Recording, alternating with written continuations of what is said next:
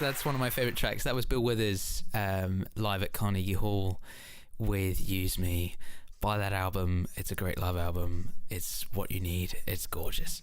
So we now come to that time of week again where we stick on a bit of jazz for you in the background, and we have a conversation about some important matters going on in the world relating to geography. This week it's NICs. It was a good conversation. It was good. I liked talking to the other two. It was very intellectual. They're good. They're good guys. We had a great time. So please sit back. Let me put on the jazz. And here is the world of geography for your lovely ears again. It's now time to enter the world of geography. To find out what's going on in the world and what different things are involved in kind of geography at this high level. We will be exploring all different planes of the planet, and all different factors that affect your very life. Welcome to the world of geography. See you on the other side. Okie dokie. It's now time for our little geography segment we do weekly. Kind of geography segment to enrich your knowledge widely on what is going on in the world, because it's important. I think many would agree. This week we're looking at NICs. That's what the radio broadcast is going to be about. We're going over the definition, the reasons for their growth, looking at the Asian tigers, consequences of their growth. We're going to be delving into a bit more detail about South Korea and looking at the future emergence of BRICS. I've got Will and Ollie in the studio with me. Say hello, guys. Good morning. Hello. Good morning. Good, and they will be helping me out on going through some of the key core facts and figures during today. So we'll start off with the definition. Will, could you give us a quick overview of the definition of an NIC? Yeah, hello there. So an NIC is basically a country whose level of economic development ranks somewhere between a developing and first world country. So these countries have moved away from an agricultural-based economy into a more industrialized economy zone. Yeah. Examples of these in the late 20th century would be Hong Kong, South Korea, Singapore and Taiwan, and modern examples of this would be kind of South Africa, Mexico, Brazil, China. So you've got your Hong Kong, South Korea, Singapore and Taiwan, which are your four Asian tigers, coincidentally. We'll be covering three of those. We'll kind of briefly skim over South Korea. Not skim over South Korea, skim over Taiwan and Hong Kong, rather. And then we'll go into a bit more detail about South Korea later. So, Ollie, let's go over these kind of reasons for the growth of the NICs. What can you tell us about that? Okay, yeah. One of the main reasons for the growth of the Asian tigers has been import substitution, where products are copied from other companies and companies inside the country basically make them. They become much cheaper internally because tariffs are placed on imports. So the companies within the country become a lot more successful. And then once the company's established within their own country, they can then become a TNC themselves and export worldwide. Oh, good. Yeah. Okay. Cool. That's good. That's good. Any other kind of reasons that you've got? Maybe a few numbers, if you like, to do with the how they've grown over that time. 20% of South Korea's investments in 2012 were directly from the US. So there's a lot of investment from overseas. So that they had at the time they were growing, they had a lot of a lot of investment into themselves because they were the kind of the manufacturing kind of powerhouses of that time. Back then they were. I mean, nowadays it's China and countries like that. Yeah, nowadays we've got the BRICS, which we'll come on to. Okay, let's have a little bit of more of an in-depth look at Hong Kong and Singapore, which are kind of below. They had non-democratic and relatively authoritarian political systems, both the countries, during the early years. So the governments could easily drive through their plans for economic development, which is one of the big kind of factors when you're looking at these Asian tigers, was their ability or their political ability to drive through these big kind of policies that would greatly influence their development and growth. Will, could you talk a little bit about their focus on development drive?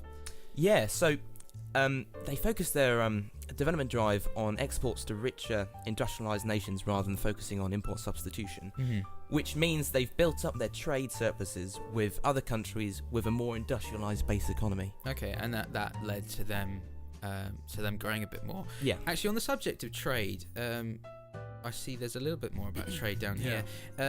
Ollie, do you want to expand on that? That'd be good. Trade unions were discouraged, and in their place, governments encouraged managers to provide job security and other benefits in a paternalistic type of industrial organisation. Yeah.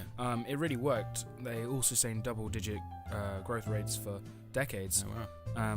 And while industry was developing, agriculture was protected by subsidies, and tariffs on non-essential imports was put in place.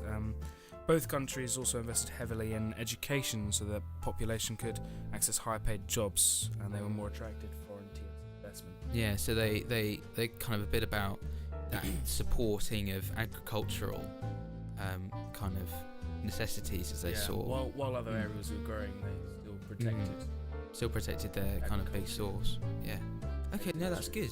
So let's have a look now, moving away from Hong Kong and Singapore, let's have a look at the consequences and problems associated with the growth of TNCs.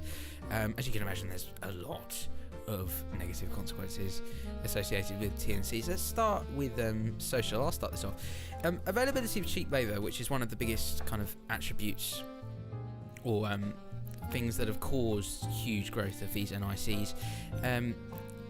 Has led to a lack of enforcement in some places. For example, minimum wage has led to the exploitation of women. In Malaysia, for example, women make up 75% of the workforce, but on average receive only 75% of their male counterparts' pay, which is a quarter below, which is quite taxing. Pardon the pun, quite taxing. Go for it. Cheap labour has also resulted in the widespread use of illegal immigrants or child labour. Thailand is still thought to have around 1 million 13 to 40-year-olds employed in agriculture. So aside from that, let's go on to looking at environmental problems. Yeah. So, what can you tell us about environmental problems? So, of all developing regions, East Asia has the highest rate of deforestation, the highest intensity of energy use per capita of GDP, and the highest emissions of carbon dioxide per GDP. 20% of all vegetated land is degraded, which is unbelievable. Yeah. Compared to the world average of 17%, which is still ridiculously high. Yeah, I was going to say that's a lot of highest. It is, isn't it? It wow. is. TNCs have also been accused of ruthlessly exploiting the natural environment of NICs. As we know, one of the biggest, like I say, causes is TNCs coming into NICs, and they can bring with them a lot of industrial development that can destroy agricultural land. Destruction of tropical rainforests is a huge issue. Clearance of vegetation, conversion of plants, and those kind of things are all really huge problems associated with the environment. Let's have a look at, finally, let's go and skim over the kind of economic problems that can go on and be associated with growth. Go for it. Ironically, the economic success of the NICs is now beginning to work against them, as the first generation NICs become accepted as developed counterparts. They no longer qualify for favourable trading agreements, and this favours the second generation NICs such as the Philippines, Thailand, Pakistan, Indonesia and China. Also, to add to that, differential wages between the first and second generation NICs mean that the TNCs from the developed world and the original NICs now favour the second generation countries instead of the first generation NICs. So this is reducing investment in these countries from TNCs. Okay, let's just quickly go over those first and second generations. You've got your first generation, which is Asian tigers, second generation, which is your kind of your other countries, such as Malaysia, Philippines, Thailand, and then you'll have your more recent ones, so China and Brazil, so your BRICS, which we'll talk about later. Yeah, South Africa as well. That's quite a good indeed, example. No, of course, yes, indeed. Right, let's go on to having a bit more of an in-depth look into South Korea, one of the Asian tigers. Kind of dissect that and what they did. So let's start with the timeline of development Will, can you run us through that? Yeah, so in the mid-20th century, in South Korea, we tend to see a focus on textiles, which ultimately made South Korea self-sufficient. And then towards 1971, we begin to see a shift into producing dirty industry. And then on to 1976, we then see another shift into heavy industry, including iron and steel. And then we see a development of industries designed to compete on world markets towards the early 1980s there. Also, more attention was given into creating high technology products toward the end of the 80s, and then we look into developing aerospace and microengineering toward the late 20th centuries. The industrialization process began in the early 1960s with the introduction of South Korea's first 5-year economic development plan. The government made a shift from looking at the country generating value inwardly and moved to a more export-friendly approach.